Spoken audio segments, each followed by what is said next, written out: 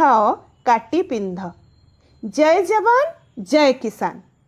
दुई महान व्यक्तित्व मोहनदास करमचंद गांधी और लाल बहादुर शास्त्रींकर आज हेउछि जन्म दिवस।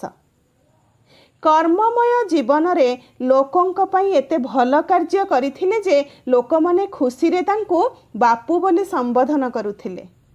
एही बापू सदा सर्वदा अहिंसा मार्गरे और अन्याय विरुद्ध रे स्वर उत्तोलन करुथिले।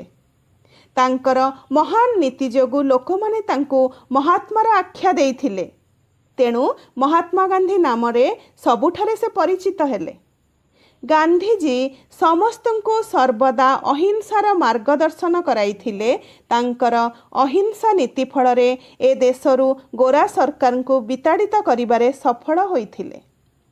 सेहीपरि आउ जणे व्यक्तित्व थिले लाल बहादुर शास्त्री, जी कि छोट बेलू शिक्षा पाइथिले निष्काम कर्म बल रे मनीष उच्च आसन लाभ करिपरिबो।